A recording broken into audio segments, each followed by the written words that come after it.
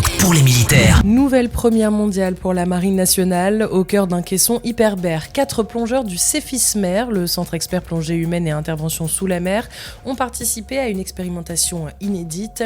Ils ont vécu plusieurs jours sous une pression équivalente à 268 mètres de profondeur.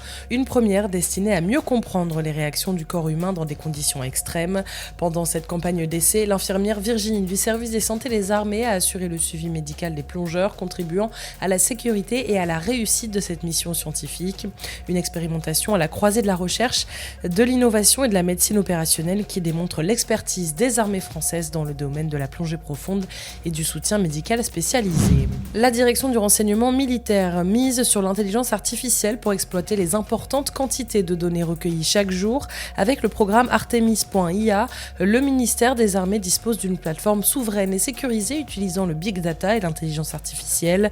Via l'application Escrime, la DRM est chargée du volet renseignement de cette base de connaissances, destinée notamment aux 8000 spécialistes de la fonction interarmée du renseignement. En Nouvelle-Calédonie, les forces armées ont réalisé une évacuation médicale à 370 km de Nouméa. Un capitaine hongkongais malade à bord de son navire a été pris en charge par un hélicoptère Puma parti de la Tontouta avec une équipe médicale militaire.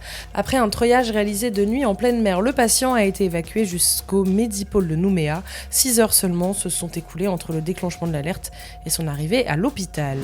En Martinique, le 33e régiment d'infanterie de marine a accueilli pendant plusieurs semaines 25 stagiaires haïtiens pour renforcer leurs compétences aux côtés des marsouins du régiment à travers différents modules communs, secourisme combat, combat en zone urbaine et déplacement tactique en section.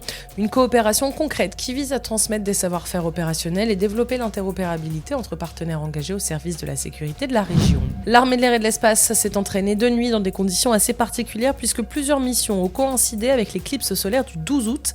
Au-dessus du golfe de Gascogne, 2 A400M Atlas ont réalisé un exercice de ravitaillement en vol avec un passage progressif de jour à la nuit, notamment pour qualifier 2 jeunes pilotes. Depuis la base aérienne de Mont-de-Marsan, des rafales de l'escadron de chasse 330 Lorraine se sont de leur côté entraînés à conduire des attaques au sol coordonnées à plusieurs appareils. Sur terre, sur mer, comme dans les airs. Skyrock PLM, en équipe avec Uneo, la mutuelle des forces armées.